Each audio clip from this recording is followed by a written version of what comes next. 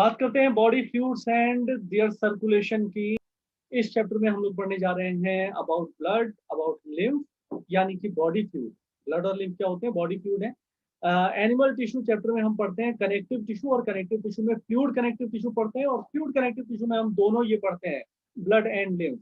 और वहां पर हम कहते हैं कि इसकी यूनिकनेस ये है कि एक टिश्यू होने के बाद भी इसमें फ्लूइडिक नेचर है। फ्लूइडिक नेचर क्यों है? क्योंकि किसी भी कनेक्टिव टिश्यू का जो स्टफ है, क्या क्या कहेंगे उसको, texture of connective tissue is actually determined by the quality of matrix present in it. So इसमें मैट्रिक्स कैसा है? इसमें मैट्रिक्स ही फ्लूइडिक है। क्यों? क्योंकि मैट्रिक्स में क्या क्या होता है? प्रोटीन होता है, प्रोटीन के फिलामेंट्स, प्रोटीन मॉलिक्यूल्स भी होते हैं, और प्रोटीन के फिलामेंट्स भी होते हैं, जैसे कोलेजन और इलास्टिन वगैरह। और उनके साथ साथ वहां पर होता है ग्राउंड सब्सटेंस एंड फ्लूइड। तो यहाँ पर जो प्रोटीन मॉलिक्यूल्स हैं, ब्लड में बात करें या लिम्फ में, तो प्रोटीन मॉलिक्यूल्स तो होते हैं, लेकिन स्ट्रैंड के फॉर्म में नहीं है, कोलेजन और इलास्टिन के फॉर्म में नहीं है कि उस सेल्स को बांधते हैं, नहीं, ऐसे नहीं है। ठीक है, प्रोटीन से एल्ब्यूमिन प्रोटीन है, ठीक है, फाइब्रिनोजन वहां पर प्रेजेंट है, एंटीबॉडीज वहां पर प्रेजेंट है। ओके, स्ट्रैंडेड फॉर्म में नहीं है। दूसरी बात, यहाँ पर जो फ्लूइड है, अगर हम ब्लड का कॉम्पोजिशन जैसे पढ़ते हैं तो 45% फॉर्म्ड एलिमेंट, 55% प्लाज्मा, और 55 में फिर 92% वाटर पढ़ते हैं। ठीक है, यानी कि आप टोटल ब्लड का 50% मान लो कि क्या है, फ्लूइड है, सारा पानी है। तो इतना ज्यादा वाटरी कंटेंट होने की वजह से इसका कोई एक पर्टिकुलर टेक्सचर नहीं है, पूरा का पूरा फ्लूइडिक हो गया। तो बॉडी फ्लूइड्स में इसीलिए हम इन फ्लूइड कनेक्टिव टिश्यू को सबसे पहले पढ़ेंगे। After that we will discuss about the circulatory pathway. Circulatory pathway में हम लोग डिस्कस करेंगे कि हार्ट क्या होता है, हार्ट किस तरीके से उसकी कार्डियक एक्टिविटी होती है, उसमें पंपिंग एक्शन कैसे होता है, कार्डियक आउटपुट क्या चीज होती है, ये सारी चीजें इसमें हम लोग पढ़ने वाले हैं। Arterial system, venous system. Then we will discuss about double circulation. Once we are having much familiarity with what the heart is and how does it work. Okay, after that we will discuss about the connectivity of the heart with lungs at one side and with body at other side. That will be known as double circulation, and we will discuss that topic under this heading. Then regulation of cardiac activity, we will discuss that how our hormonal and neural system affects our cardiac activity, affects the pumping action of the heart or the stroke volume of the heart, and so on. And ultimately, in the 18.6 segment, we will discuss the disorders of the circulatory system, talking about the hypertension or high BP, then heart failure, cardiac arrest, heart attack, okay, angina pectoris, atherosclerosis, arteriosclerosis, ischemia, okay, and we will then relate this chapter with the disorders of the breathing and exchange of gases chapter, okay, because ischemia, that is the reduced blood supply, will also lead to reduced oxygen supply. So every ischemia will lead to hypoxia, but not vice versa. अगर reduced supply वहां पर है तो हो सकता है, तो जाहिर सी बात है वहां पर ऑक्सीजन भी कम जाएगी टिश्यूज में, ठीक है। लेकिन हो सकता है कि ब्लड में एनीमिया हो, एनीमिया की वजह से हाइपोक्सिया हो रखा है, यानी कि आरबीसी और हीमोग्लोबिन रिलेटेड कोई डिसऑर्डर है, उसकी वजह से ऑक्सीजन कंटेंट कम हो रखा है, लेकिन ब्लड का फ्लो पूरा है, नैरोइंग ऑफ ब्लड वेसल नहीं हो रखा है। So every ischaemia includes hypoxia but not vice versa. ये सारी चीजें हम इस चैप्टर में डिस्कस करने वाले हैं। Now you have learned that all living cells have to be provided with nutrients, oxygen and other essential substances. NCERT की खासियत यही है कि इंट्रोडक्शन में वो पहले बताता है कि ये चैप्टर पढ़ ही क्यों रहे हैं, what is the significance of this heading, ठीक है। तो यहाँ पर ये बता दिया इन्होंने कि हमें ये पता है कि जितने भी लिविंग सेल्स होती हैं उनको न्यूट्रिएंट और ऑक्सीजन और अदर इसेंशियल सब्सटेंसेस हमेशा हमेशा चाहिए होते हैं, कांस्टेंट सप्लाई चाहिए होती है। और breathing and exchange of gases में हमने पढ़ा है कि अगर ऑक्सीजन की प्रेजेंस में ग्लूकोज का ब्रेकडाउन होगा तो वहां पर कार्बन डाइऑक्साइड तो बनेगा ही बनेगा, साथ ही साथ जो एडिशनल अमाइनो एसिड और नाइट्रोजनस बेस्ड प्रोडक्ट होते हैं वो भी बनते रहते हैं। सो अगर एक न्यूट्रिएंट, ऑक्सीजन और इसेंशियल सब्सटेंस के कंटिन्यूअस सप्लाई की नीड है तो जाहिर सी बात है साथ ही साथ वेस्ट और हार्मफुल सब्सटेंसेस या जिनका एलिमिनेशन होना चाहिए, ऐसे सब्सटेंसेस के रिमूवल की भी तो जरूरत है, ठीक है, remove continuously. It is therefore essential to have efficient mechanism for movement of these substances to the cell and from the cell. बहुत बढ़िया तरीके से बताया है बेसिक। इस वजह से जरूरी है, कोई भी ट्रांसपोर्टिंग मैकेनिज्म जरूरी क्यों है, सर्कुलेशन जरूरी क्यों है। सर्कुलेशन मतलब two way transport, ultimately heart से निकल के हार्ट में आता है, different group of animal have evolve different methods for this transport. यहाँ पर अब एनिमल किंगडम में क्या ट्रेंड है सर्कुलेटरी सिस्टम का, उसको यहाँ पर इंट्रोड्यूस किया गया है। क्या ट्रेंड है? सबसे पहले पोरीफेरा और सिलेंड्रेटा की बात करें। ये बड़ा आसान है, क्यों? क्योंकि इनमें बॉडी कैविटी होती है, बहुत सिंपल सा इनका ये फ्रेमवर्क होता है बॉडी का। यहाँ पर टेंटिकल्स आ जाएंगे, तो ये बॉडी कैविटी है, ये बॉडी वॉल है।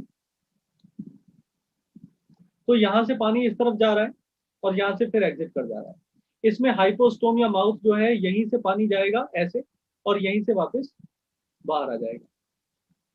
तो what is happening here is when the water is moving across the wall of the body wall, actually body wall of the organism, then the essential substances are being absorbed and the waste substances are being eliminated. After that water यहाँ पर आ गया और ये यहाँ से निकल गया, तो बॉडी कैविटी में होता हुआ वाटर गया और रिमूव हो गया। इसमें भी ऐसे ही है, यहाँ माउथ से गया, जितनी डाइजेस्ट हो सकती थी चीजें डाइजेस्ट हुई, एब्जॉर्ब हुई, जो अनडाइजेस्टेड है और वेस्ट है वो यहाँ से रिमूव हो गया। तो बहुत ही सिंपल टाइप का है यहाँ पे, कोई कोई बहुत कॉम्प्लेक्सिटी नहीं है, क्योंकि मल्टी सेलुलरिटी का लेवल भी इतना ज्यादा यहाँ पर नहीं है।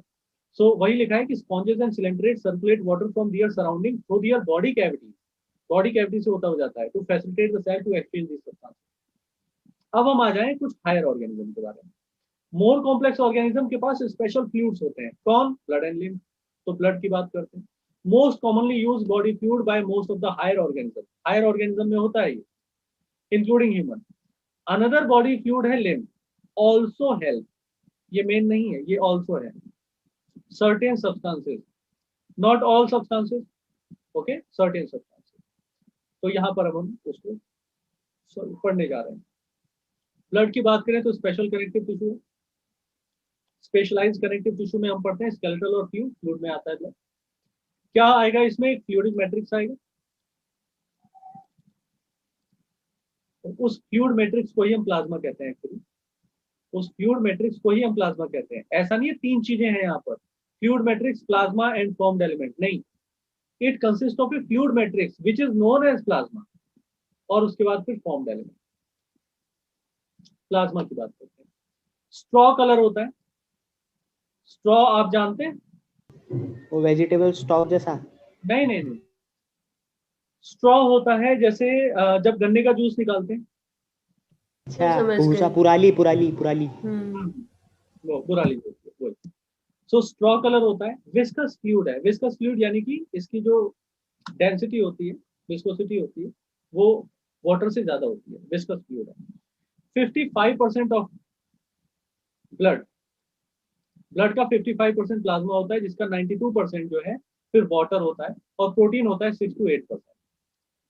फाइब्रिनोजन, ग्लोबुलिन एंड एल्ब्यूमिन, इसकी बात करते हैं तो ये मेजर प्रोटीन है। क्वेश्चन आ जाता है, which one of the following will be included in major proteins of the plasma? Fibrinogen इसमें से सब की बात करेंगे। फाइब्रिनोजन, ग्लोबुलिन, एल्ब्यूमिन, तीनों की बात करेंगे।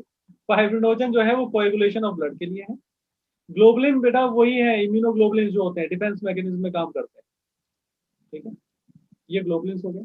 इसके बाद एल्ब्यूमिन की बात करें तो ये ऑस्मोटिक बैलेंस बनाते हैं। ऑस्मोटिक बैलेंस वाला पॉइंट समझ। तो यहाँ पर जो भी प्रोटीन्स हैं, ठीक है, यहाँ पर जो भी बाकी मटेरियल्स हैं, ठीक है, टिश्यूज में नहीं है वो, तो क्या होंगे? वो डिफ्यूज हो जाएंगे इस तरफ, ठीक है, वो चीजें यहाँ पर डिफ्यूज हो जाएंगी। और आप एक बात से तो सहमत होंगे कि जो टिश्यूज होते हैं वहां पर इतना वाटर नहीं होता जितना कि ब्लड में होता है। Yes sir. तो जाहिर सी बात है पानी यहाँ से यहाँ जाएगा, ठीक है, ठीक है। अब बात ये आती है कि कितना जाएगा, कब तक जाता रहेगा। कहीं ऐसा ऐसा तो नहीं है कि यहाँ से जितना भी ये पानी आ रहा है, ठीक है, उसके बाद जब टिश्यूज में से होती हुई वो आर्टरी, आर्टीरियोल, आर्टीरियोल से कैपिलरी, कैपिलरी से वेन्यूल, वेन्यूल से वेन, जब ये वेन्स बनी, जब पता चला कि जब यहाँ से वेन बन के निकली तो वेन कुछ पानी कम होने की वजह से इतनी होगी, यहाँ पर पानी ही कम है। इससे क्या होगा? इससे होगा क्या? क्या बोलते हैं उसको, venous return to the heart. Venous return to the heart यानी पूरी बॉडी से जितनी भी वेन्स होती हैं वो फिर लेकर आती हैं सारी चीजें वापस से हार्ट में। उसकी बात अगर हम करें, venous return to the heart, इसका क्या होगा, बड़ा बुरा हाल हो जाएगा। क्यों? क्योंकि ये तो डिक्रीज हो जाएगा। अगर ये डिक्रीज हुआ, अगर ये डिक्रीज हुआ तो क्या होगा, हार्ट फिर इतना अमाउंट ऑफ वाटर दे पाएगा क्या बॉडी को? नहीं।